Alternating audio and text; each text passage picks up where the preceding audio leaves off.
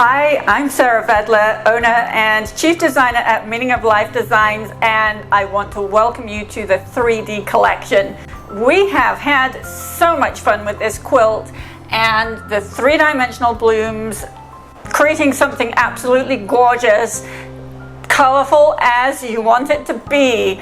I am going to be making the second version of this quilt today, and we're actually going to be doing the black and white fabric. So we're using Amanda Murphy's brand new Botanica line, which is available in stores right around now actually. So we had some advanced access to it, which I'm super happy about. I think it's going to look absolutely stunning.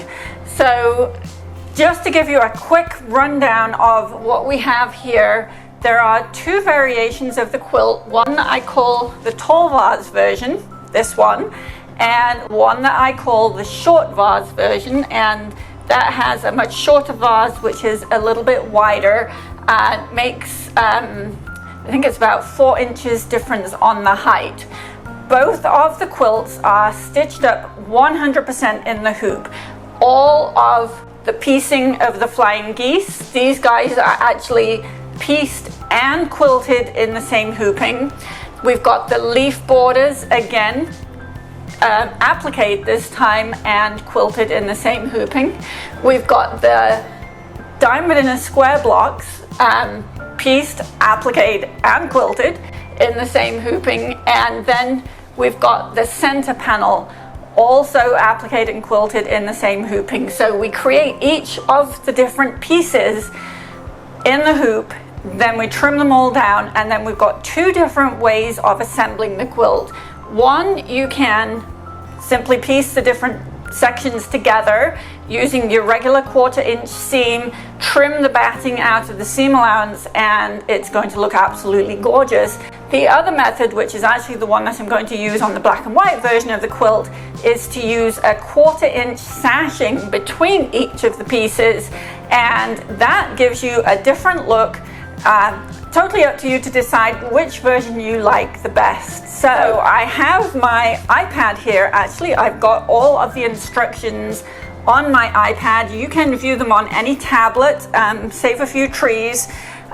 If you are using a tablet, my favorite thing to do is bring each of the PDF files into GoodNotes. That's my favorite app, because then I can write all over. I have an Apple Pencil. You might have a stylus for your tablet, but you can write all over, make notes as you're going along, and then you've got it saved forever. Paper also works if you want to print everything out and write notes as you're going along. So the first document that you're going to want to look at is the what to do checklist, and this is going to give you a rundown of everything. So let me see, it's just catching up with what to do checklist. I swiped the next file. Okay, so always important, please read all of the instructions before you start your project. It's always a good idea to know what is coming. Now, you don't have to read in depth, but definitely look through and see what's going on. If you want to just start at the beginning and do one piece at a time, I strongly recommend that, so that you don't get completely overwhelmed. So the checklist is going to tell you where to go.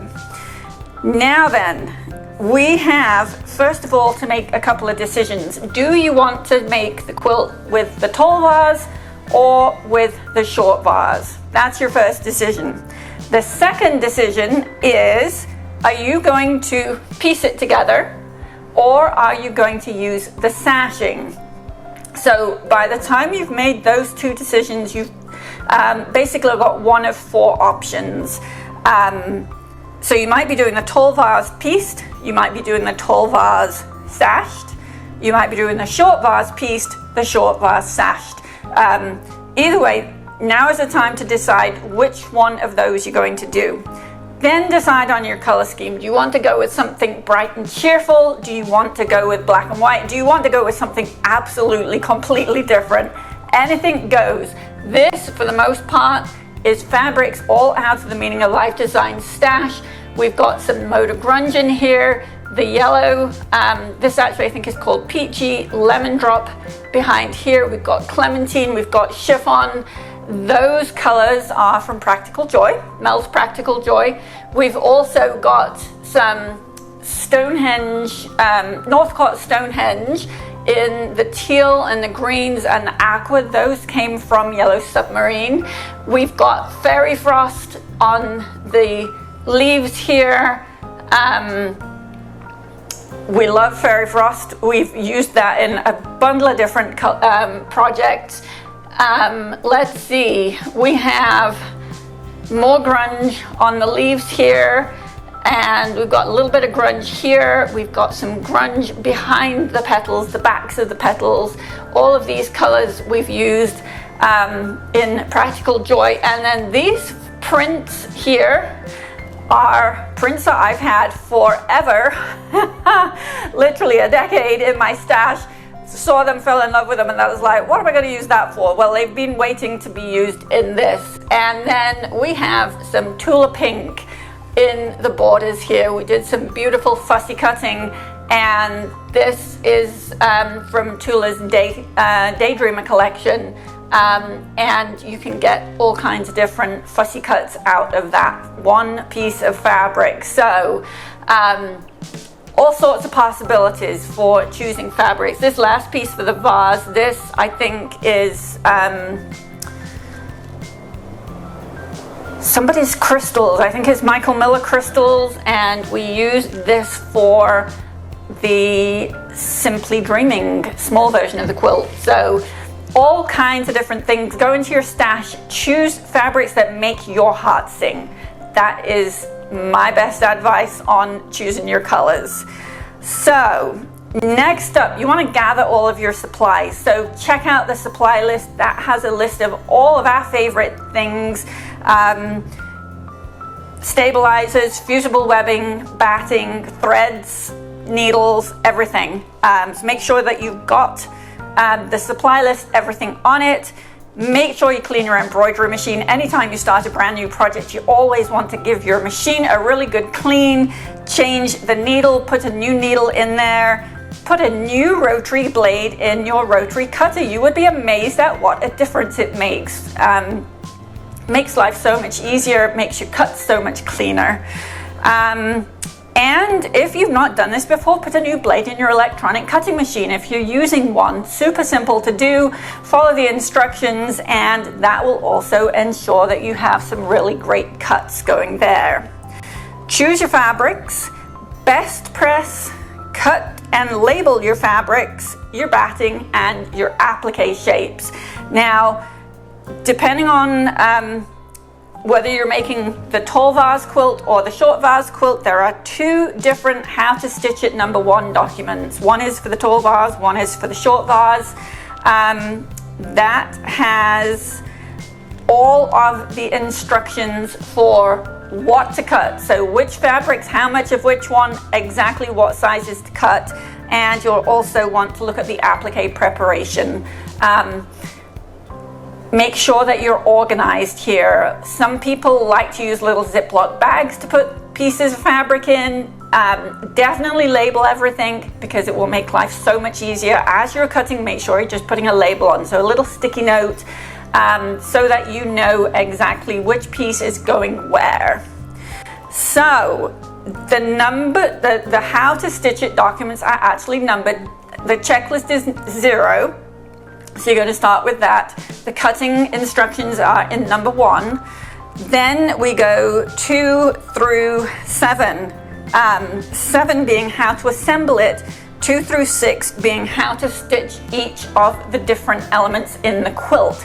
Now, as I've been thinking about this, when I first started out, it's like, okay, let's stitch the flowers up first. Let's get the central panel stitched up, then work out. So then doing the leaf borders, the flying geese borders, and the diamond in a square blocks. As I've been thinking about how I would like to present the videos to you, I'm actually going to do it a little bit backwards. I figured quick wins are going to give you much more confidence if this is your first time looking at a Meaning of Life Designs project. So we're actually going to start out with a diamond and a square blocks in the corner. Then we'll move on to the flying geese blocks. Then we'll stitch up the leaf borders, and finally we will stitch up the center panel. Now, if you want to jump back and do it the other way, the way that I've suggested in the checklist, that works too.